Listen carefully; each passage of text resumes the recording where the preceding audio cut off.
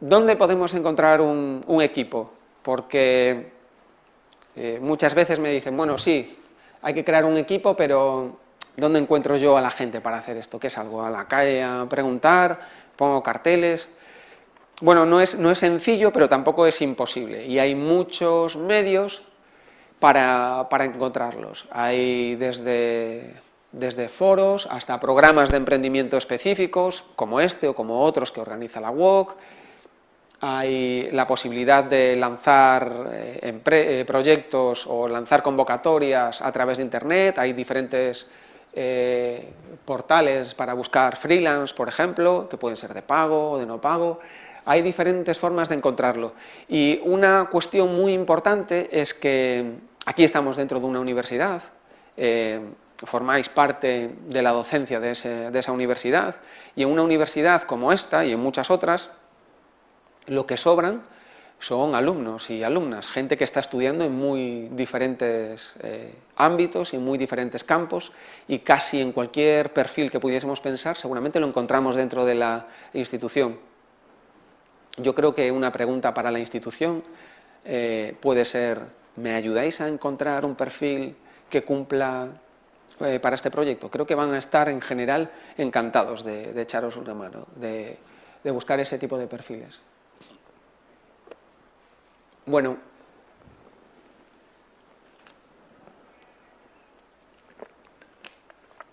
a lo mejor esas personas afines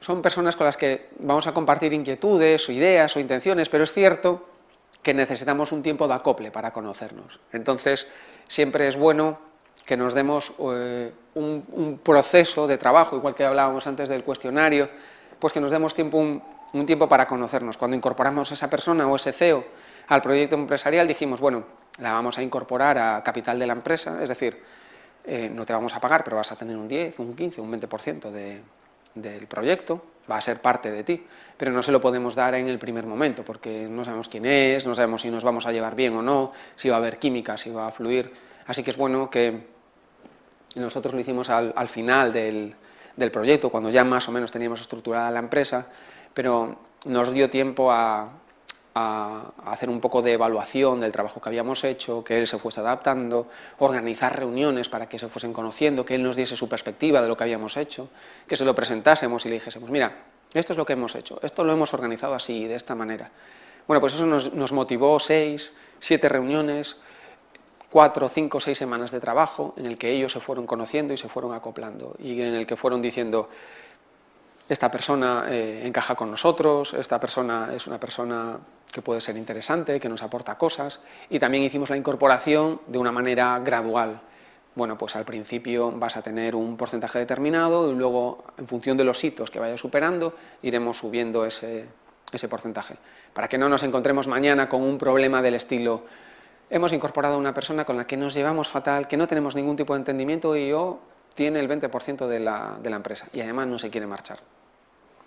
Bueno, para evitar ese tipo de problemas que siempre pueden surgir, es bueno que lo vayamos haciendo de una manera gradual y que incorporemos a alguien, ¿no?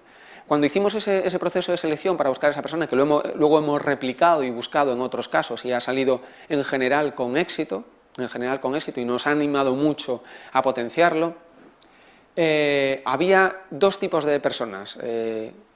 Cuando lanzamos los anuncios por distintas redes, yo creo que habremos recibido del orden, en esa primera vez, de unos 300, 350 currículums. Gente muy válida, gente muy interesante, te daba pie a ver qué cantidad de gente preparada puede haber para hacer cosas, ¿no? Había dos tipos de perfiles, la gente que les decías, mira, esto no es una oferta de empleo, estamos ofreciendo una oportunidad en estas condiciones, y te decían, chao, no me interesa, no, yo estoy buscando un trabajo al uso. O gente que captaba que eso era una oportunidad y decía, bueno, vamos a seguir profundizando un poco más. Y al final llegamos con 3 perfiles muy buenos, muy interesantes, de gente que había trabajado en la empresa, que había hecho cosas muy interesantes y que estaban dispuestos a embarcarse en eso. Para nosotros fue una verdadera satisfacción, ¿no? Y también queríamos ser coherentes y presentar las reglas de juego desde el principio, no hacerle perder el tiempo a nadie que viniese desde no sé dónde a entrevistarse con nosotros. Hacíamos una reunión por Skype al principio, le explicábamos lo que era, si te interesa, seguimos hablando, y si no, pues no pasa nada. Todo el mundo lo entendió muy bien, ¿eh? No hay no hay por qué temer ese tipo de problemas, ¿no? Y una cuestión muy importante es que tenemos que estar dispuestos a compartir nuestra idea, ¿no? A veces, cuando hablábamos antes del grado de pasión, que conviene modular, siempre existe ese rechazo o esa incapacidad primera de decir, bueno, es que esto es mi idea inicial, llevo muchos años pensándolo, llevo mucho tiempo trabajando en ello, como para ahora compartirlo. Y la verdad es que lo que sucede cuando lo compartes es que se acaba enriqueciendo y que muchas veces es mejor ser cola de león que cabeza de ratón. Entre todos, seguramente, podemos construir mejor, pero siempre en un marco en el que sea win-win, en el que todos ganemos, en el que todos aportemos cosas, ¿no? Hay que ceder un poquito, hay que ceder un poco, una parte, para tener un retorno. Es un poco cómo funciona, ¿no? Tenemos que de alguna manera vincular. Sí, por favor.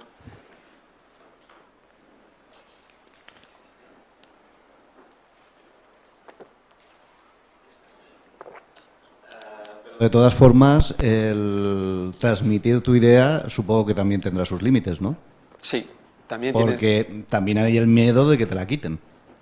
También hay el miedo de que te la quiten. Es algo también muy habitual, el hecho de que te lo quiten.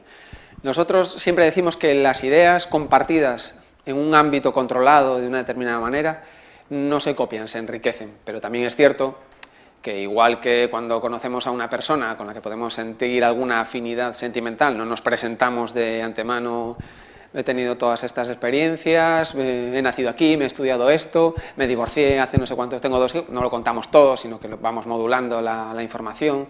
También es cierto que aquí podemos ir, es un proceso de alguna manera de conocernos y de ir viendo cómo son las cosas. Pero es cierto que llegará un momento en el que tengamos que, para que alguien se suba, tendremos que liberar la información. Por eso nos preocupamos de generar herramientas que nos puedan ayudar a conocer a esa persona. Aunque pensemos que ya hemos hablado todo lo que teníamos que hablar, es bueno que forcemos reuniones y es bueno que provoquemos esas reuniones para que nos podamos sentar y podamos hablar y podamos ver cuestiones distintas. Y el feeling es una cuestión inmaterial que no se puede definir ni se puede evaluar en una máquina, pero que todos somos capaces de sentir. Nos sentimos cómodos o nos sentimos incómodos. Y esa es una realidad. Nos podemos sentir más o menos cómodos con una persona. O podemos decir: oh, no es exactamente el perfil de persona con la que yo me iría pues de viaje, pero sí es el tipo de persona que me puede ayudar a desarrollar esto. Entonces, dentro de un marco determinado, pues tenemos que ajustarlo para ese marco, ¿no? Disculpa. Sí. A ver, así. ¿Y en qué momento crees que es el más indicado para complementar el equipo, ¿no? Porque también esto puede influir mucho, ¿no? Si esperas mucho, puedes ofrecer más y realmente quizás será más fácil también buscar, ¿no? Y también pues poder seducir a este nuevo socio, pero quizá también será más difícil llegar a este punto, ¿no? Y, sí. si no esperas nada, a veces es difícil también convencer a alguien que se embarque contigo en esta aventura. Sí, creo que tenemos que más o menos modular en qué momento lo hacemos. Tenemos que tener algo para presentar, no una idea que está en nuestra cabeza y que no podemos de una manera estructurar, pero sí es bueno que tengamos más o menos un esqueleto, una estructura, que hayamos trabajado en algo de lo que vamos a ver ahora, que podamos hacer esa visión conjunta o global de: este es mi proyecto empresarial. Luego vamos a matizarlo, vamos a agregarle cosas o vamos a discutir lo que he visto hasta ahora, pero que tengamos esa estructura básica para desarrollarlo.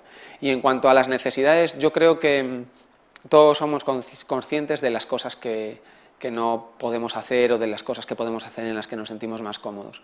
Hay gente magnífica para comercializar, que es capaz de empatizar, de entrar en un sitio, de hablar con las personas, de reunirse y de mantener un tono amable, y hay otras personas a las que eso nos cuesta más, o que somos más tímidos o más introvertidos y resulta más complejo. Entonces, si pensamos: bueno, soy una persona tímida e introvertida, me cuesta estar todo el día llamando a las puertas y haciendo cosas, voy a buscar a alguien, cosas sociales, cosas de compartir, voy a buscar a alguien que me ayude a hacer esto, porque al fin y al cabo la parte de comercialización es una parte muy importante, es una parte vital. Entonces, vamos a encontrar a alguien que tenga un conocimiento como para comercializar esto y que tenga la capacidad para hacerlo, pero que además cumpla con esas dotes sociales.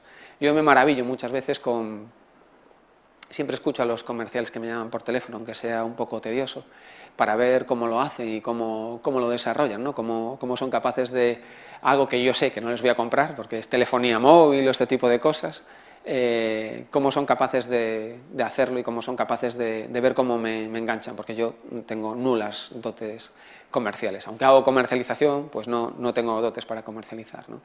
Entonces está bien saber cómo van. El otro día me paró una chica por la calle de estas personas que están trabajando ahora en la captación para ONGs, y era una chica que estudiaba Derecho, y desde el primer momento le dije, no voy a comprar, no me voy a meter aquí, pero la dejé que desarrollase todo el proceso, porque intentó como 4 o 5 estrategias distintas y las intentaba bastante bien, o sea, no notabas que te estaba saltando. Para mí era fantástico estar escuchándola. Y al final se lo dije, le dije, yo no sé qué haces aquí, ¿podrías trabajar en algún proyecto comercializando? Y yo, sí, ¿me contratas tú? O sea, hasta en ese momento intentó que yo la contratase para alguien. Me preguntó, ¿tú me podrías contratar para alguien? Y dije yo, impresionante, o sea, que está buscando alternativas, o me vende esto o me vende esto otro, y de una manera muy pausada, muy tranquila. O sea, dije, tienes verdaderas dotes para comercializar. Y si le fallaba una vía, iniciaba otra, si le fallaba esa, iniciaba otra, y yo firme en mi posición, o sea, no. Fue y bueno, de esas personas se puede encontrar, hay gente que tiene esa capacidad, ¿no?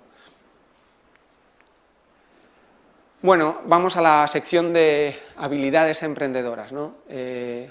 Esta parte la podríamos entender como la respuesta a la pregunta hasta dónde estamos dispuestos a implicarnos en el proyecto, ¿no? De qué manera estamos dispuestos a participar en él, cómo vamos a trabajar en ello. Aunque en un equipo tenemos que hacer cosas distintas y cosas diferentes, siempre es bueno que los grados de implicación de la gente que va a llevar eso sea más o menos similar. Si tenemos distintos grados de implicación, si arriesgamos menos y eso no queda claro de antemano, siempre puede haber alguien que diga, yo estoy poniendo aquí toda la carne en el asador, tengo la misma participación que esta persona y hace mucho menos trabajo esa persona. Bueno, pues eso lo dejamos claro de antemano que va a ser así, o es bueno que tratemos de modular esas relaciones y esas estructuras, ¿no? Y que todos nos podamos implicar. Cuando vamos ya digo que de esto hablará Marcos y no quiero anticiparlo, pero cuando vamos a pedir dinero a un business angel o a un inversor o a entidades de capital riesgo, una pregunta básica que nos hacen es ¿y vosotros en cuánto vais a participar en esto? O si tú pones tanto, yo pongo tanto. Porque ellos pueden entender que tengas menos capacidad, pero ellos no van a apostar si no encuentran en ti una implicación y si no manifiestas esa implicación más allá de decir sí, yo voy a trabajar mucho, soy muy bueno y voy a ir a fondo con esto. Van a pedir que materialices esa implicación, que de alguna manera la materialices. Unos más o menos, pero que la materialices. Ahora mismo estamos trabajando con un proyecto que es un proyecto que va a dar servicios en un ámbito determinado, en el ámbito de la toxicología, y es un equipo grande porque hay diferentes personas en el equipo emprendedor, pero hay otras personas que forman parte del grupo y que quieren aportar de alguna manera capital al proyecto, hay algún socio tecnológico que viene por fuera, alguna empresa que puede estar interesada. Entonces estábamos definiendo la participación de cada uno de ellos y hay diferentes grados, hay gente que acaba de terminar su doctorado, que está en ese proyecto, y hay gente que es un profesor y que está al final de su vida académica. Pues la persona que está terminando el doctorado puede aportar menos económicamente, mucho menos económicamente, pero puede aportar su trabajo, va a ser la persona que esté al frente, va a ser la persona que esté allí, y el profesor está al final de su vida académica, no se va a embarcar en eso, no va a ir a trabajar en la empresa, pero a lo mejor le apetece hacer esa aportación de capital o hacer ese contenido. Bueno, pues hay que modular un poco el cómo se equilibra eso, ¿no? Yo creo que quien está en la empresa, aunque aporte poco capital, tiene que tener un porcentaje mayor del proyecto, porque está marcando su vida, ¿no? Está aportando su vida.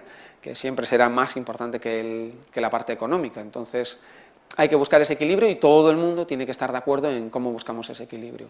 Y a veces cuando hablamos de dinero es una cuestión muy incómoda porque no queremos posicionarnos o estoy poniendo de más o estoy poniendo de menos, así que siempre decimos, bueno, no pasa nada, esto es una sesión de trabajo, vamos a expresar cómo nos sentimos cómodos o cómo nos sentimos a gusto realizando esto, ¿no? Y es bueno que hagamos ese ejercicio para que la gente se suelte y diga, pues mira, yo puedo aportar hasta esto y no puedo aportar más, pero puedo trabajar mucho aquí o puedo implicarme de esta manera. Y también es bueno que lo pongamos por escrito, por ejemplo, que se haga un pacto de socios, que acordemos cómo va a ser la estructura, ¿no? Todo este tipo de cosas seguramente encontraréis asesoría por parte de la UOC para hacerlas o para ayudaros. Ahora dije pacto de socios, seguramente ellos os lo pondrán presente si en algún momento desarrolláis el proyecto y os ayudarán a cómo se hace y cómo se desarrolla. Pero no es más que un marco escrito sobre un folio en el que acordamos cómo vamos a comportarnos y cuáles son nuestras responsabilidades y nuestras obligaciones. Así que cuando hablamos de habilidades emprendedoras, nos obliga a evaluar cuestiones de la siguiente índole. ¿Cuáles son nuestras motivaciones para estar aquí, ¿no? ¿Por qué queremos hacerlo? ¿Cuál es el motivo por el que queremos hacerlo? Es decir, mi motivo es que no tengo trabajo, no me quiero ir del país o no quiero marcharme de mi ciudad, o no, esto es mi pasión, este es mi sueño, siempre lo quise hacer, podría estar trabajando en otra parte o podría estar haciendo otro. Bueno, tenemos que saber cuáles son nuestras motivaciones para hacer eso y cuestionarnos a nosotros mismos y a la gente con la que vamos a trabajar sobre cuáles son esas motivaciones, ¿no? para desarrollar el proyecto. El grado de persistencia y la capacidad que tenemos para afrontar los problemas, cómo vamos a ser, si somos resistentes a las dificultades y somos capaces de sortear vallas una tras otra, en un determinado número, la carrera tiene que tener una distancia determinada, no podemos estar toda la vida saltando vallas, pero si vamos a ser capaces de superar esos hitos, ¿no? Nosotros siempre decimos que nada es fácil, o sea, que la vía fácil no existe y al final las cosas se acaban complicando, ¿no? Y al final todo acaba resultando un poco más complejo. Con el grado de persistencia me refiero a un proyecto en el que trabajamos, que era de un grupo, de una investigadora, que desarrollaron una metodología para obtener extractos de algas. Era una metodología que estaba protegida y con esos extractos lo que hacían tenían aplicaciones en muy diferentes segmentos, por ejemplo en alimentación, en nutracéutica, pero decidimos orientarlo por alguna cuestión que veremos después hacia el lado de la cosmética, porque nos pareció interesante. Entonces, cuando empezamos a trabajar con ella, le dijimos cuántos extractos tenía disponibles, y nos comentó que tenía 3 extractos disponibles, caracterizados, con la metodología a punto para hacer la extracción. Y cuando empezamos a trabajar y ver, bueno, quién está ofreciendo este tipo de extractos o qué cosas hacen las empresas cosméticas que valoran, vimos que las empresas tenían referencias de unos 50 productos más o menos. Así que le dijimos, mira, de entrada esto no nos va a permitir competir porque necesitamos... La información nos dice que necesitamos una cartera más amplia. Bueno, pues ella no se rindió y un año después, este proyecto empezó en la universidad, y un año después volvió y nos dijo, he desarrollado ya una cartera mucho más amplia, que no llegaba a los 50 productos, pero que conseguimos reorientar para un segmento, para un nicho determinado, luego veremos algunas cosas, y ahí sí le permitía competir o sí le permitía trabajar. De hecho, la empresa funciona a nivel de hoy. La actitud que vamos a tener frente al riesgo, un poco lo que hablábamos antes, ¿no? Si el riesgo nos va a atenazar o vamos a ser capaces de asumirlo o no, y creo que no pasa nada porque llegado un momento no seamos capaces de abordarlo. Creo que también tiene que ser un ejercicio para nosotros. Hay un momento siempre a la hora de dar el paso, ¿no? de estar aquí y no tener un CIF, a hacer aquí y formalizar, tengo un CIF, tengo una empresa, tengo que presentar impuestos, tengo que no sé qué, tengo que no sé cuánto. Hay un paso que da verdadero vértigo porque es un cambio importante y es un cambio drástico en las condiciones en las que vamos a vivir, ¿no? Es bueno saber que vamos a sentir ese vértigo hacia el riesgo para poder manejarlo y creo que es muy... siempre sucede, siempre hay un momento en el que lo podemos retrasar, en el que decimos, bueno, para el próximo mes, a ver si estoy convencido de que esto es así. la metodología que vamos a ver hoy ayuda un poco a que poco a poco nos vayamos sintiendo implicados, porque estamos ya desde el principio trabajando con un pie, por así decirlo, en el mercado, ¿vale? Ya lo hablábamos antes, la disposición a compartir nuestra idea o la capacidad para vender nuestra idea. Cuando hablaba antes del grupo este o del proyecto este empresarial al que buscamos un CEO, la idea de buscar un CEO es que en el primer foro al que fuimos a presentar el proyecto, que era un foro como este, los dos chicos, los dos ingenieros informáticos, a la hora de presentarlo, pues uno estaba allí en una esquina, hablaba muy bajito, el otro estaba a su lado, o sea, lo comunicaban muy mal y decíamos, claro, es que no les podemos pedir que sean muy buenos haciendo software y que aún encima vengan aquí y tengan don de gentes para levantar la sala, presentarlo, que les aplaudan y que digan todos, yo quiero participar en eso. O sea, ahí nos damos cuenta de que necesitamos habilidades distintas, ¿no? Que necesitamos pues gente que sea capaz de vender la idea y necesitamos compartir lo que tenemos con otros que vengan a aportarnos eso, porque eso es importante. Bueno, la siguiente sección va un poco encaminada o más encaminada a cómo construimos esa idea, ¿no? Podemos tener una idea, podemos tener un concepto de lo que queremos hacer y de cómo lo queremos hacer, pero hay algunas cuestiones, algunos puntos clave que deberíamos de tener en cuenta en cuanto al desarrollo de esa idea, ¿no? Hay algunas ideas de fondo que debemos de tener muy presentes. Bueno, ¿cuáles son así, por así decirlo, las reglas del juego para poner en marcha una idea, para transformarla en un proyecto empresarial? Tenemos que pensar que todas las ideas son válidas hasta que se demuestre lo contrario. En principio, y luego vamos a ver, en nada vamos a ver algún ejemplo relativo a eso, en principio no tenemos por qué desechar una idea sin haberle dado una vuelta y sin haber tenido unas perspectivas previas o comentar ciertos aspectos de la misma, ¿no? Tiene que ser clara, sólida y sencilla, lo que hablábamos antes, de ser capaces de bajarla, de explicarla, de ponerla sobre un folio. Veréis que la metodología o las herramientas que os voy a presentar hoy ayudan mucho a eso, vamos a definir esto y a definirlo de una manera corta. Es una idea cuando somos capaces de ponerla en una línea, cuando somos capaces de hacer un titular con ella, de decir, yo voy a hacer esto en concreto, o voy a definirlo de esta manera en concreto, ¿no? Y tiene que aportarnos, antes hablábamos de lo nuevo, tiene que aportarnos una ventaja. Una ventaja es algo diferente, algo distinto, o dicho en palabras más coloquiales, ¿qué puedo hacer yo que tú necesitas y no puedes obtener de otra forma? No exactamente de otra forma como yo te lo ofrezco o donde yo te lo ofrezco, ¿no? Se pueden vender, puedo encontrar muchos sitios donde me vendan una botella de agua, pero para dar esta charla yo necesito una botella de agua. Si todos los días diesen charlas aquí, probablemente alguien que se pusiese ahí vendiendo botellas de agua, pues tendría un nicho muy interesante, ¿no? Porque es algo muy necesario. Sin embargo, en otras zonas podemos tener más acceso a ello, ¿no? Con este ejemplo un poco burdo, lo que pretendo trasladar es que puede haber ventajas en cuestiones en las que pensamos, pero ¿qué ventaja voy a poder aportar yo aquí? ¿O qué valor voy a poder aportar yo aquí? Bueno, depende del contexto, de lo que vayamos a hacer y de cómo lo vayamos a hacer. Siempre hay maneras de ver ventajas, incluso en los negocios o en los proyectos más trillados, en aquellos que decimos, ¿cómo voy a aportar algo nuevo, novedoso? Bueno, vamos a tener en cuenta todo el contexto y no vamos a pensar única y exclusivamente en lo que vamos a hacer, ¿no? Sino en cómo lo vamos a hacer, en dónde estamos, en qué contexto nos movemos. Y lo que decíamos antes, ¿no? El riesgo de copia es bajo si compartimos nuestras ideas en un ambiente controlado y si vamos dosificando la información y si somos prudentes de alguna manera a la hora de expresarlo. Bueno, dos pequeñas historias sobre los ambientes propicios para las buenas ideas. Dos historias que nos pueden ilustrar un poco sobre la filosofía de fondo que hay en torno a cómo construimos esa idea, cómo la elaboramos, cómo la adaptamos. Kevin Dunbar es un investigador de una universidad canadiense en el ámbito de la psicología y él se planteaba de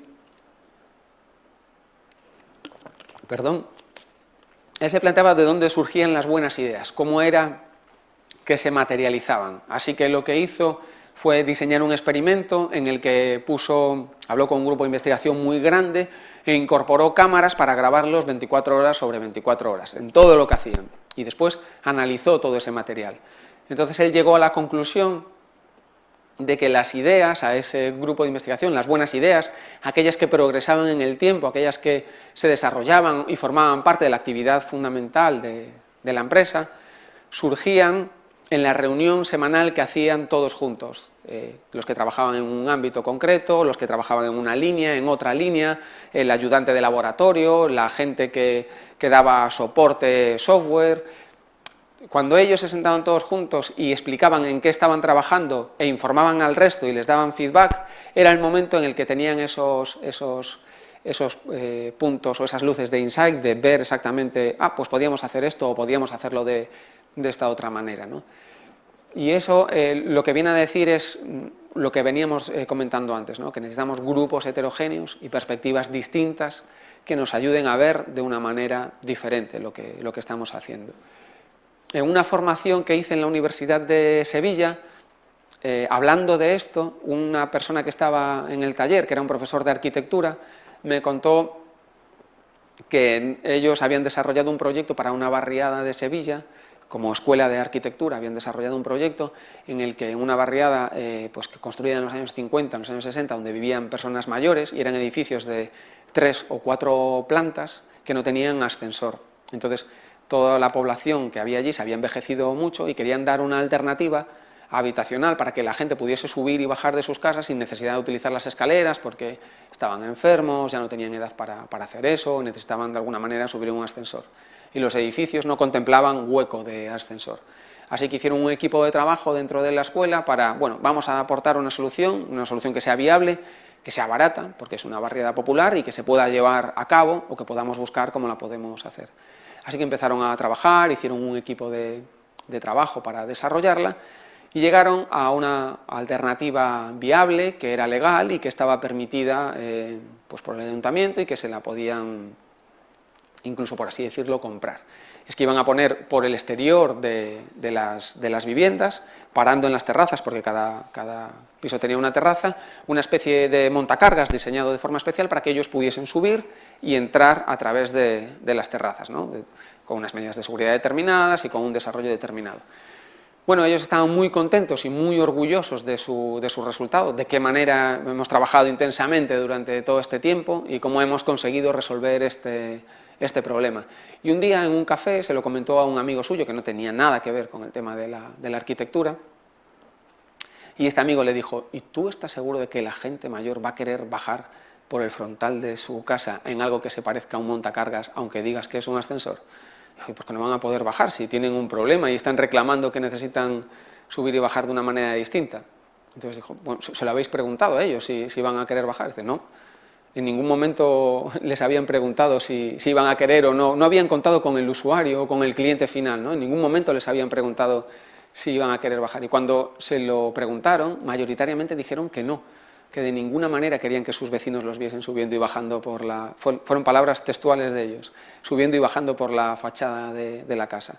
Entonces, él decía, bueno, la conclusión que sacamos es que hemos hecho una solución para gente sin preguntarle si quieren esa solución o no, o si se adapta a lo que ellos necesitan o no. Y esa filosofía va mucho en el fondo de lo que vamos a ver hoy también.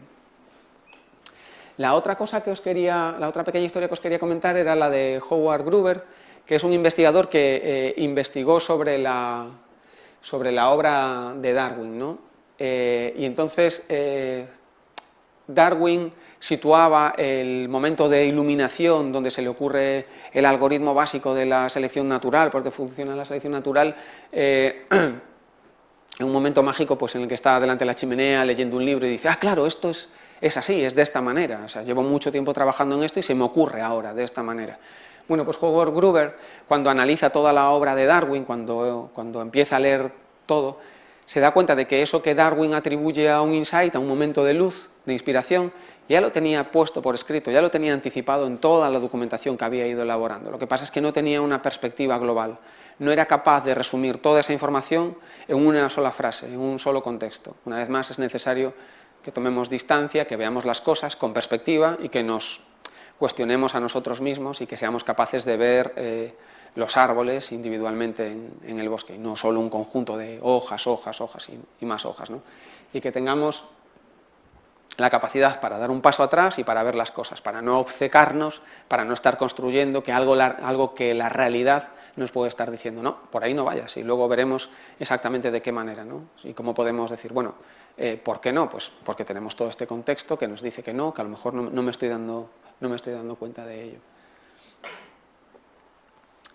Siempre decimos que las ideas son evidentes una vez que han sido expuestas. Eso le pasó a Darwin, dijo, es evidente, ¿cómo no me he dado cuenta de esto? Bueno, porque él necesitó un trabajo de fondo, necesitó todas esas horas de dedicación para darse cuenta de que, oye, esto lo puedo resumir en una sola frase, esto es así, esto es el momento de clarividencia al que he llegado. Esto hoy puede parecer una idea realmente obvia y un poco simplona, una maleta a la que le pongo ruedas y que puedo desplazar tranquilamente sin tener que cargar con ella. Pero es una idea que no se le ocurrió a una empresa que fabricara maletas, no es una idea que se le ocurriese a alguien que esté dedicado a fabricar maletas, vender maletas y que tenga muchos años de experiencia fabricando maletas. Se les podía pedir un poco de innovación, ¿no? Que hagan algo diferente, algo nuevo y novedoso. Se le ocurrió a una persona, no sé si es que viajaba mucho o tenía que cargar con muchas maletas o de qué manera, se le ocurrió que esta podía ser una buena alternativa. Por cierto que no patentó la idea y las empresas no tuvieron que pagar ningún tipo de... compartió su idea. No tuvo que pagar ningún tipo de royalties por haber diseñado esta solución que hoy está muy introducida y que hoy parece obvia y evidente, pongámosle ruedas a las cosas, que hace mucho tiempo que se inventó la rueda y es mucho mejor deslizarlo sobre ruedas, pero solo es evidente cuando lo tenemos delante, cuando lo vemos. Necesitamos hacer ese trabajo o necesitamos utilizar herramientas como las que vamos a utilizar hoy para analizar y para ponerlo desde distintos puntos de vista, desde distintas perspectivas y ver las cosas en un contexto global y que eso nos ayude a sacar el máximo valor. Por eso podemos cuestionar nuestra idea, ¿no? Podemos decir, ya, pero ¿y si lo hiciese así? ¿O ¿y si lo hiciese de esta otra manera? Cuestionar para dar forma, no de una manera ad infinitum, ¿no? Que no tenga límites. ¿Qué pasa aquí? Vale. Sí, es lo que podríamos llamar el enfoque de problema-solución, que es un enfoque que se utiliza mucho en las herramientas que vamos a trabajar ahora, ¿no? Tenemos que buscar soluciones a problemas que tengan determinados clientes, sabiéndolo o no. Puede ser un problema identificado o puede ser un problema no identificado. A lo mejor la gente cargaba las maletas y notaba el peso en su brazo, pero no se planteaba qué era aquello que tiraba de su brazo, ¿no? La rutina le llevaba. Hay una frase muy típica de Henry Ford que decía que si le hubiese preguntado a la gente qué quería, la respuesta habría sido caballos más veloces, porque cuando él empezó pues no había coches, había carros de caballos. De alguna manera les iba a ofrecer caballos más veloces. La idea es cómo podemos hacer para desplazarnos más rápido, más cómodos o más seguros, ¿no? Siempre funciona de esa manera. Tenemos que buscar soluciones a problemas y tenemos que testar si la gente identifica que eso es un problema que quiere resolver. Porque a lo mejor cuando le dices, oiga, ¿usted quiere viajar más rápido? Sí, pero no tengo un método para hacerlo. ¿Cómo voy a viajar más rápido? Bueno, si usted identifica que quiere viajar más rápido, podemos buscar soluciones para hacerlo o podemos buscar alternativas. Como hablábamos antes, necesitamos diversas perspectivas, que sean expertas y no expertas. Y el ejemplo este del profesor de la Universidad de Sevilla es un buen ejemplo, ¿no? De contar con alguien, el que le da la clave es una persona que no está para nada relacionada con el sector de la arquitectura y es una persona que en teoría es no experta y a la que a lo mejor no tendría ni por qué haber explicado cuál era el desarrollo, la solución en la que había llegado. Nuestra solución, una vez más, cuando hemos identificado que existe un problema que la gente quiere resolver, tenemos que aportarles una solución que sea aceptada y lo veremos, tenemos que hacer experimentación que nos permita validar que nuestra solución es aceptada, porque a lo mejor podemos pensar que nuestra solución es excelente y por el motivo que sea, el público no la acepta o no le resulta cómodo o no le resulta útil. La mejor manera de saberlo es experimentar y permitirles que la utilicen, que utilicen la solución y obtener valoraciones sobre esa solución, ¿no? Y como decíamos antes, tiene que tener ventajas, tiene que ser nuevo y distinto, diferente, en su ámbito, en su contexto, en su segmento, pero nuevo y distinto, y de alguna manera presentar barreras a terceros, barreras o elementos que nos permitan competir y que nos permitan pues, que nadie nos copie, o que la copia siempre existe. Hoy sacamos algo aquí y mañana lo están reproduciendo en China por centenares. Es como si tuviesen unos prismáticos observando todo el mundo donde algo triunfa. Es un modelo de negocio, ¿no? Vamos a buscar las cosas y al día siguiente lo vamos a hacer exactamente igual, ¿no? Sí, siempre te pueden copiar, pero hay segmentos a los que tú te estás dirigiendo, o hay nichos a los que tú te estás dirigiendo, o a los que puedes atender. Hay que ver exactamente cómo lo podemos adecuar, o cómo somos capaces de encontrar elementos que nos permitan ser sostenibles, sobrevivir y crecer y desarrollar los proyectos. Bueno, cuando hablamos de problema-solución, ese problema, una vez que hemos identificado que la gente tiene un problema, que acepta nuestra solución, tenemos que pensar que esa solución sea escalable y que sea sostenible. Es decir, si yo aporto una solución que no puedo replicar con el resto o que necesito mucha inversión para aportarla, pues no va a ser sostenible y no va a ser escalable si necesito una materia prima determinada. Es una solución excelente, pero la materia prima es muy costosa o no soy capaz de obtenerla o está sometida a muchísimos riesgos. Por ejemplo, cuando hablábamos antes del proyecto de la extracción de compuestos a partir de algas, pensábamos, ¿y esto es escalable? Es decir, tú puedes obtener mililitros, pero ¿eres capaz de obtener litros? Bueno, sí, era capaz de obtener litros. Y, por ejemplo, la siguiente pregunta era, bueno, ¿y es sostenible? Vamos a conseguir materia prima, vamos a conseguir algas, porque las algas, es cierto, están en el medio natural, pero podemos cogerlas libremente, podemos explotarlas libremente. ¿Quién nos las va a ir a recoger?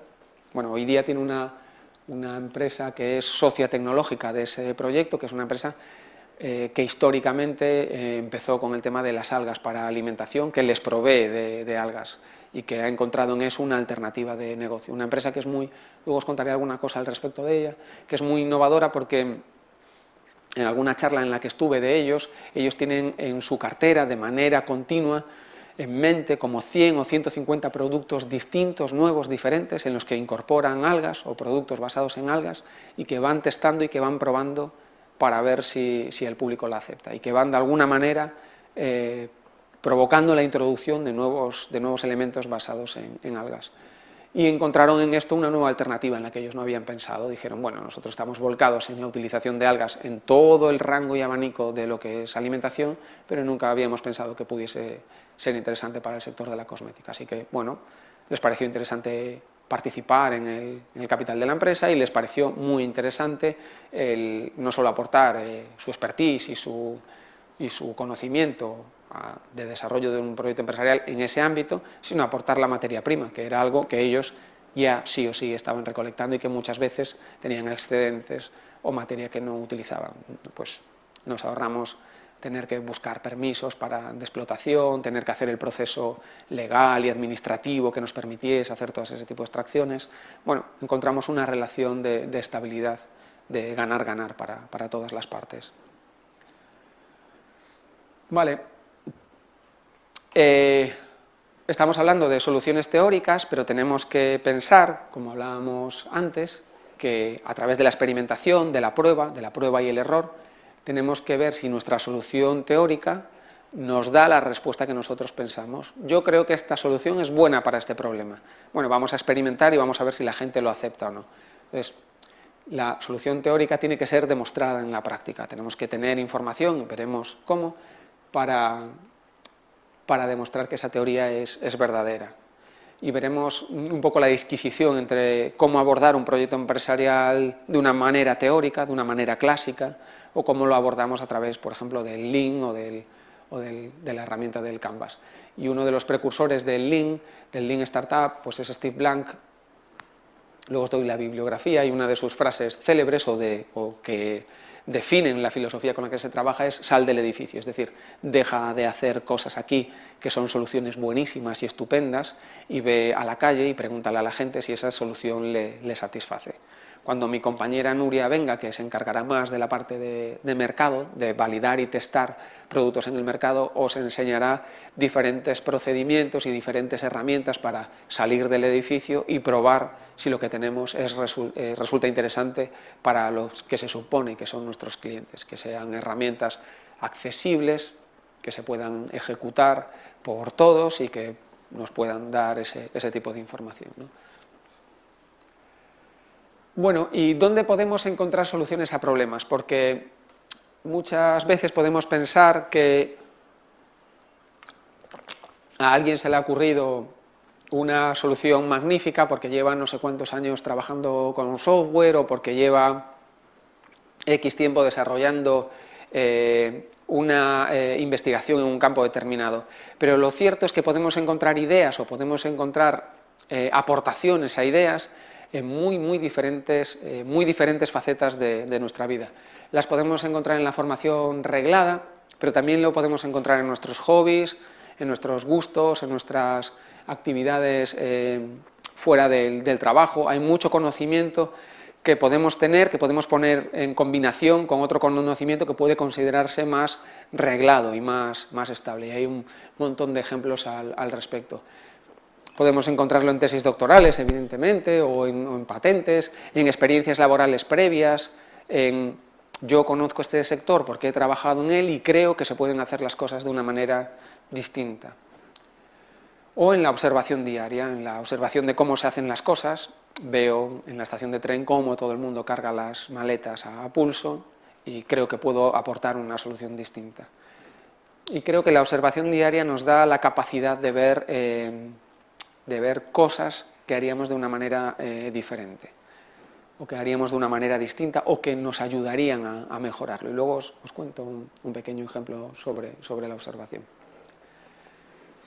Bueno, y como ya he hablado mucho y no me interrumpís, ni los que estáis aquí, ni los que estáis por streaming, voy a dejaros aquí una pregunta, un pequeño ejercicio, para ver qué me decís. Si yo llegase hoy aquí y os plantease que voy a crear una empresa y que necesito vuestra opinión, voy a crear una empresa que va a vender balas reales para matar zombies. Si yo os pidiese vuestra opinión de si me va a ir bien o me va a ir mal o si lo acometo o no, porque tengo mucha incertidumbre al respecto y os quiero preguntar a vosotros ¿qué me diríais? ¿Cuál sería vuestro primer consejo o vuestro consejo inicial? No sé dónde está el micrófono, si lo podéis. Los que estáis por streaming también podéis aportar, ¿eh? Podéis dar vuestra opinión.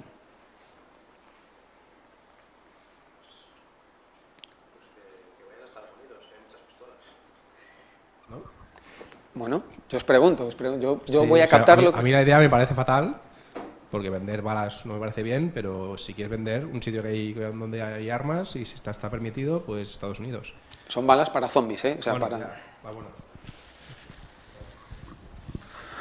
No voy a explicar por qué son buenas para zombies, porque es un poco gore, pero son específicamente para zombies. Bueno, lo primero que tendría que decirle es que si se ha mirado bien al mercado que va dirigido, ¿no? Más cosas por aquí, más consejos. Necesito consejos. ¿Dónde están los zombies? ¿Dónde están los zombies? Sería una pregunta a hacer, ¿no? Sí. ¿Dónde están los zombies? Bueno, tendría que haber zombies para poder matar zombies, ¿no? O para poder tener una necesidad. Tendría que estar aportando una solución a un problema. ¿O no? Que le guste el concepto ese. Gente que pueda sentirse... Frikis, que le gusten los zombies, o sea, que quiera comprarse un artículo de este tipo y tenerlo guardado. No Vale. tiene por qué ser. Es un estudio de mercado. Vale. Yo creo que depende de dónde quiera llegar la idea. Si quiere llegar como artículo de eso, friki, de coleccionismo, pues no es mala idea. Si lo que quieres es venderlo para matar zombies en sí, pues es fatal la idea porque no existen zombies. De momento, ¿no? No sé. Ya. Porque no existen zombies. No lo sé yo, pero supongo que no. Entonces, si existen es buena idea, pero si no existen, que no existen, yo no los he visto, pues no es buena idea. ¿Y no sentís inquietud porque puedan existir zombies y que os sintáis amenazados por una amenaza zombie, por ejemplo? No, pero supongo que habrá gente que sí, que se sienta amenazada por eso. Entonces, pero no sé cuánta cantidad de gente se tendría que ver qué proporción de población está realmente afectada por eso, ¿no? No sé, de una forma objetiva, vaya. Mi pregunta es si estas balas matan de verdad. O sea, Sí, ¿sí? sí. No es cuestión de entrar aquí al detalle, pero tiene esa punta verde es una cosa muy específica por la que las hace adecuadas para los zombies. Tenemos también algunas ideas de las personas que nos están siguiendo por streaming. Javier, por ejemplo, plantea que tendríamos que estudiar si hay demanda del producto. Y dice que seguro que hay demanda en sectores frikis, como se ha apuntado aquí. Francisco, por su parte, nos dice: la bondad de una idea la decide el mercado. Ya se venden sables láser, por ejemplo. Por ejemplo. Habría que estudiar el mercado para ver si hay nicho. Vale. Bueno, este ejemplo es un poco gore, pero cuando lo encontré me gustó mucho, me pareció paradigmático. Estoy muy de acuerdo con muchas de las cosas que se han dicho aquí. Es una empresa real y vende balas para matar zombies y las vende así, de esta manera. Y vende unas cuantas, las vende efectivamente en Estados Unidos. Hay que buscar en dónde lo hacemos. Pero cuando empecé a mirar por qué vendía balas para matar zombies, es que hay un porcentaje de la población en Estados Unidos, no sé si el 7, el 10%, va en ese orden, que cree firmemente que existe un riesgo de amenaza zombie y que tienen un problema porque necesitan sentirse seguros. Así que, como estabais diciendo, como aportaba una de las personas a través del streaming, siempre será la clientela la que decida si lo que yo tengo le aporta un valor o no, y lo mejor es preguntar, y lo mejor es hacerlo en base a información, porque en mi opinión equivale a la del resto. Yo puedo pensar, esto es una idea excelente, vamos a ver, si en cualquier momento puede entrar un zombie por la puerta, necesito algo para defenderme de ellos, no puedo razonar con ellos, no es factible. Claro, esa puede ser mi opinión, pero si nadie más entiende que hay un riesgo grave de amenaza zombie, pues no voy a poder vender nada. Entonces, mi opinión equivale a la del resto, necesito experimentar, hacer experimentos que me demuestren si hay gente que comparte mi inquietud, si les parece bien mi solución y mi problemática, y si están dispuestos a pagar por ella. Así que, efectivamente, es la clientela la que va a validar lo que hagamos. Como hablábamos antes, todas las ideas son buenas o malas. En principio, no vamos a cuestionarnos sobre ellas, vamos a no descartarlas. Más allá de que nos podamos sentir motivados o no, no me siento para nada motivado hacia una empresa que vende balas para matar zombies, ¿no?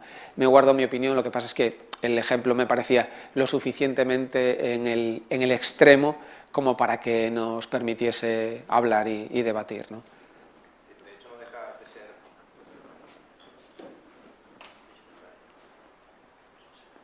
no deja de ser...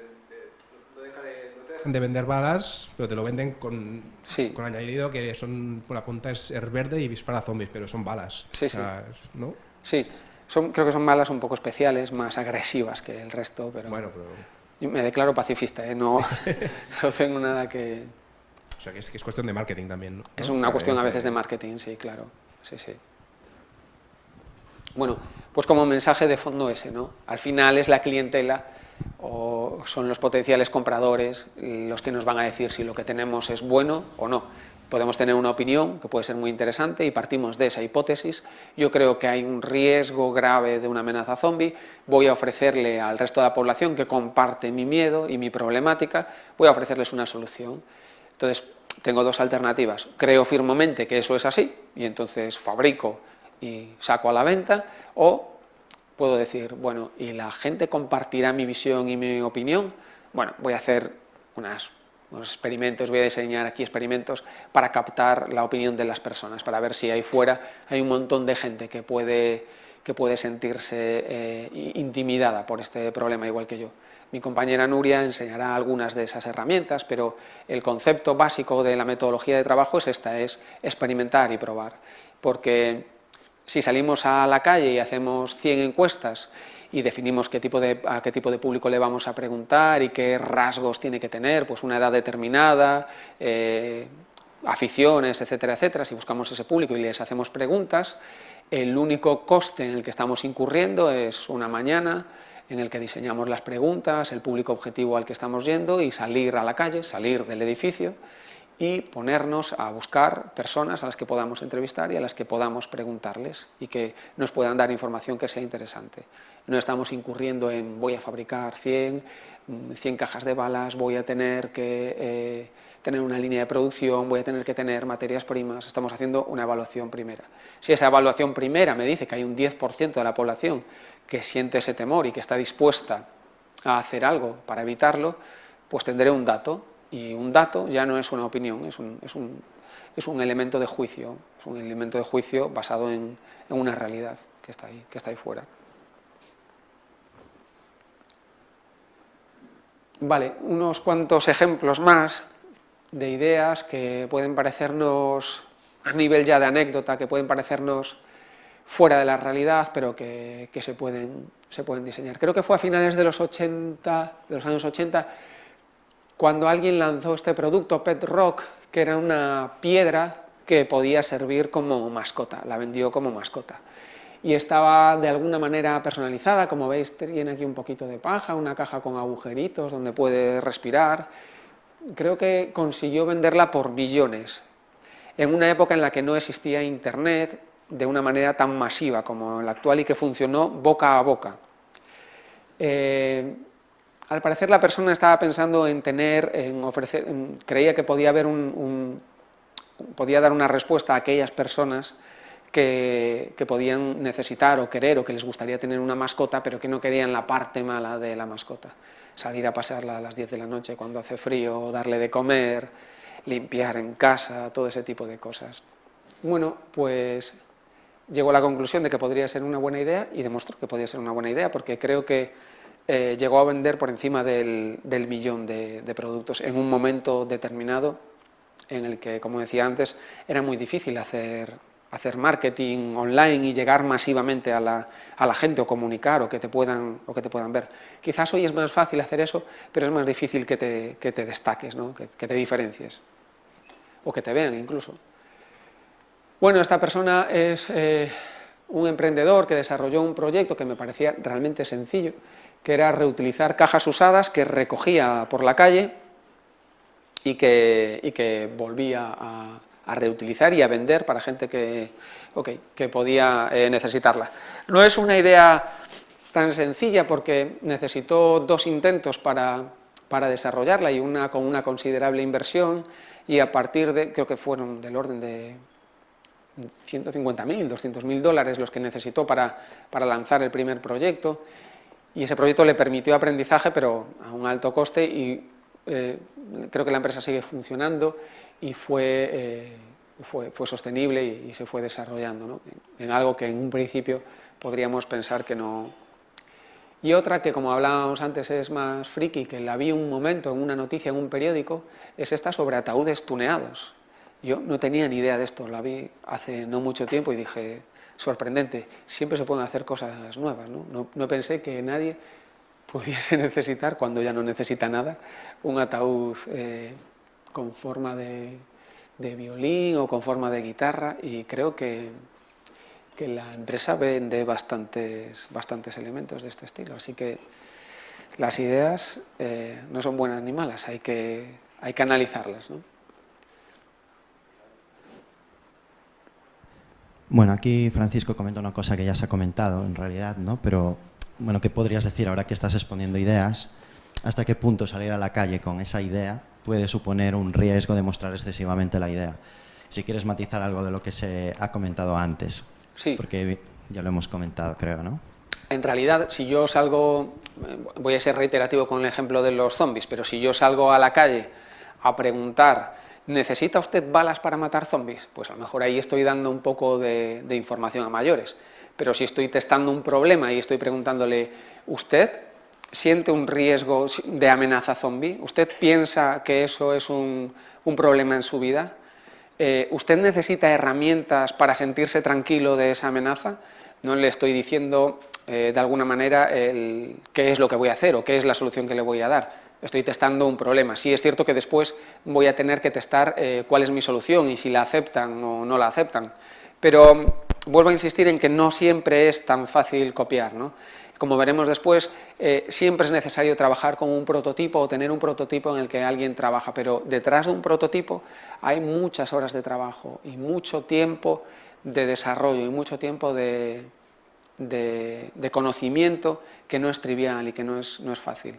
Hay una persona que se llama Frankie Gómez, creo que creó una empresa que se llama Confirsin, que es un correo electrónico que tiene validez jurídica, porque de alguna manera le hacen no sé exactamente cómo funciona, pero hacen como una fotografía de cada uno de los correos que van y quedan archivados y queda confirmado, tiene validez jurídica, ha conseguido que eso tenga validez jurídica y legal a la hora de establecer relaciones con la administración o con empresas que están negociando entre sí mismos, y su modelo de negocio se basa en que la gente paga una de las características de su modelo de negocio es que la gente paga poco por eso, o las empresas pagan poco por eso, pero tiene la validez de enviar mensajes confirmados. Y en una sesión en la que estuve y él estaba comentando cuál era su idea y tal, le hice una pregunta y le dije, pero, a ver, ¿no tienes miedo de que Google o Yahoo, por ejemplo, por decir dos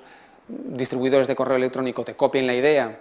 Que les puede interesar decir, bueno, y además de que envíes el correo electrónico, te damos la posibilidad de que tengas un correo con una validez jurídica y que avale que tú has comentado eso a la administración pública o lo has comentado.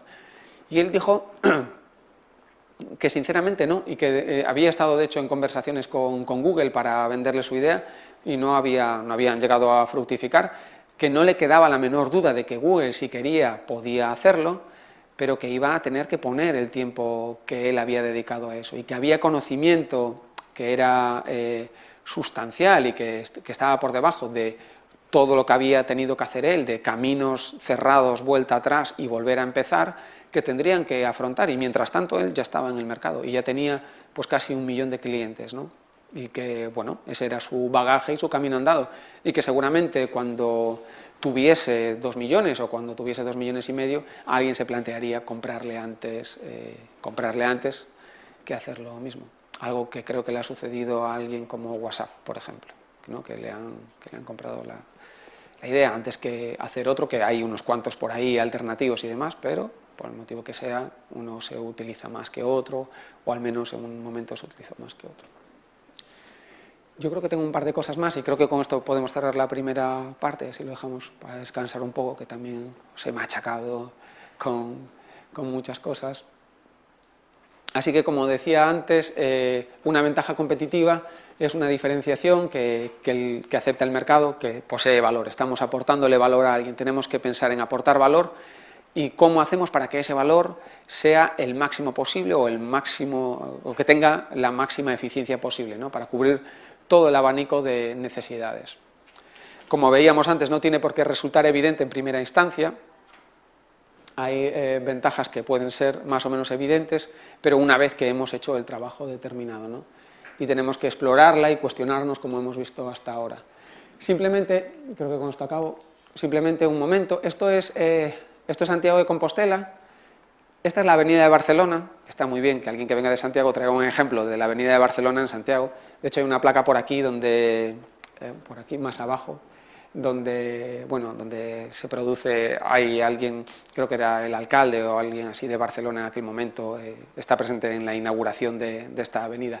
Esto es el hospital universitario, esta es una zona bastante nueva, y por aquí, por esta zona de aquí, está lo que quedaría en ese lado de allí, es el campus universitario. Bueno, pues esta es una zona que cuando os hablaba antes de la observación, que me resultó particularmente interesante, en cuanto a ver cómo se pueden encontrar ventajas en algo que en principio es trivial y está súper trillado. Aquí hay un restaurante que abrió una vez con un tipo de comida determinado, un restaurante muy grande, comida tradicional, cerró, se convirtió en una pizzería, volvió a cerrar ahora, hace poco. Aquí hay una especie de pequeño mesón, que es la tercera vez que está abierto, con una propuesta distinta. Aquí hay un restaurante también más o menos grande y podríamos considerar que tiene una oferta menos tradicional, más en lo nuevo, que es la segunda vez que lo abren. Aquí en la esquina hay otro que también tiene una propuesta que ha ido variando, pero que es la segunda vez que lo abren. Cerró una vez, volvió a abrir con otros dueños. Aquí en este callejón hay uno que abrió 3 veces, con 3 propuestas completamente diferentes. Actualmente es una creperie y parece que funciona y que funciona bien. Y aquí hay uno que abrió desde el principio y continúa abierto desde el primer momento. Así que en este tramo de aquí encontramos 1, 2, 3, 4 y 5. Todos al menos han cerrado una vez, salvo uno. Y es una zona donde pues, la gente que va a comer es gente que trabaja en el hospital o que trabaja en el campus cercano, y todos ofrecen lo mismo en teoría, un menú del día a un precio entre los 10 euros, 11 euros más o menos, primer plato, segundo plato, postre, una bebida, café. No hay mucha diferenciación en todo eso, ¿no? Más o menos todos están abiertos en el mismo rango horario, todos tienen una mesa, todos tienen silla. Podemos pensar que todos tienen una oferta muy similar. Sin embargo, alguien ha conseguido diferenciarse y ha conseguido, de alguna manera, hacer cosas distintas y diferentes, ¿no? A mí se me ocurre que si voy a abrir algo aquí, primero tengo que comer en el resto. Tengo que ir un día, sentarme, comer, ver cómo hacen las cosas. Tengo que preguntarle a la gente que va aquí qué está buscando, qué es lo que necesita. Tengo que ver, por ejemplo, si la gente que pasa a diario por aquí o que va a comer aquí busca una oferta vegetariana, porque sería algo distinto, que no existe algo ahí. Y si encuentro que hay un porcentaje de la población que quiere una oferta vegetariana, podría tener una alternativa.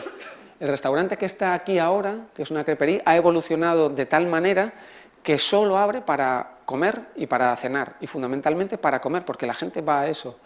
Y ha redimensionado su oferta para tener el máximo sitio posible para la hora de comer, de manera que lo que antes era espacio dedicado a otras actividades, ahora solo se dedica a comer, porque sabe que su franja de horario, la que le permite sobrevivir, está entre las 2 y las 4 de la tarde y en menor medida la de la noche, ¿no? Y con eso ha sido capaz de sobrevivir, ¿no? Tenemos que adaptarnos al medio en el que estamos y tenemos que hacer que nuestra propuesta, nuestra idea, aporte la máxima eficacia posible.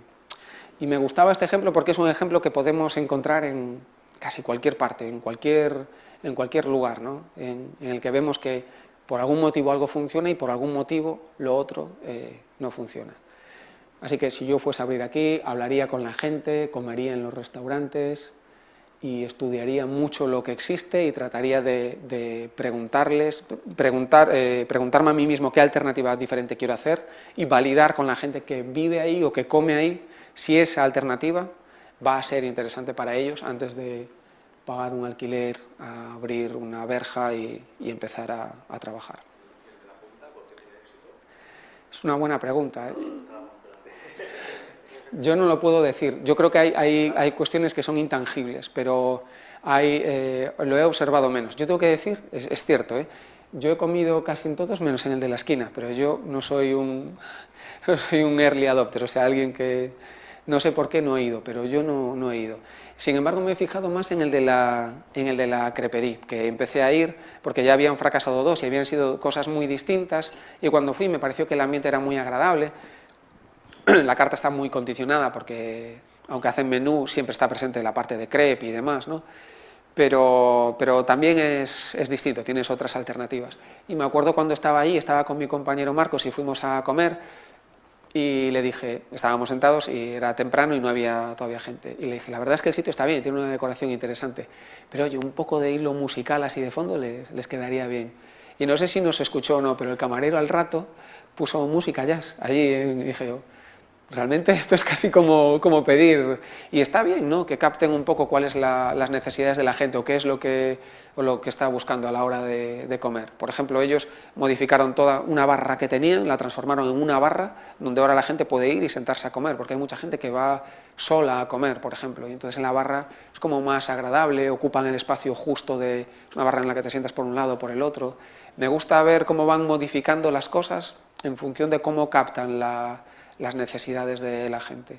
Yo en su caso, mi compañero Marcos va más a comer allí, Yo en su caso, en el caso de ese sitio, me preocuparía, y creo que ellos lo están haciendo, de captar lo que a la gente le gusta o lo que no le gusta, y de preguntarle, y creo que lo están haciendo, si lo que ofrecen está bien, si les pueden hacer sugerencias, si encuentran cosas que no están en la onda.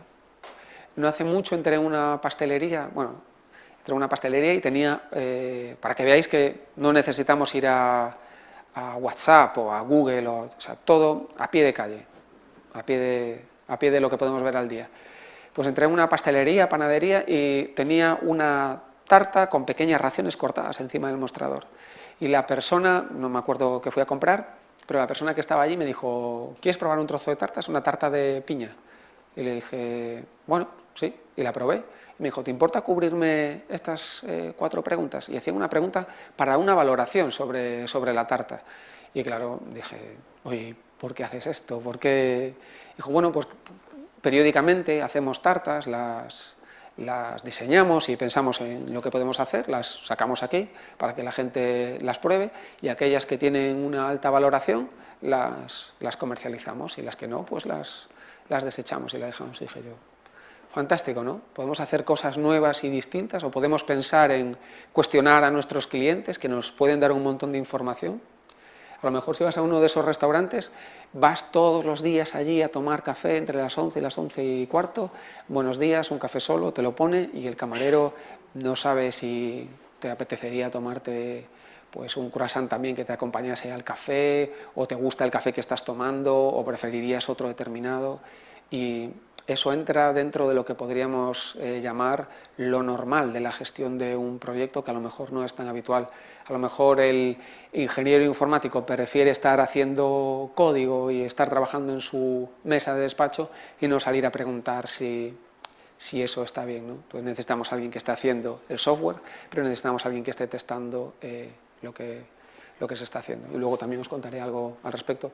No quiero machacaros mucho más, luego seguimos ya con la metodología de trabajo, si os parece.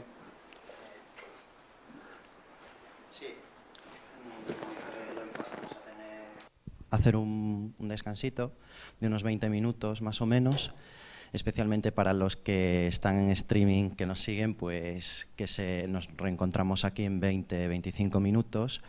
Y muchas gracias, Eloy. Yo creo que la exposición está siendo súper interesante, creo que motiva sobre todo la reflexión, que en este momento en el que estáis madurando vuestros proyectos es algo realmente importante, ¿no? Hacernos muchas preguntas, qué está pasando, cómo podemos enfocar cada uno de los aspectos en los que está, del modelo de negocio en los que está entrando Eloy, y yo creo que en la segunda parte continuaremos un poquito con EINAS, herramientas, metodologías, y creo que al menos esperamos que sea útil para comenzar a viajar, ¿no?, en este camino hacia la definición de esa idea de negocio.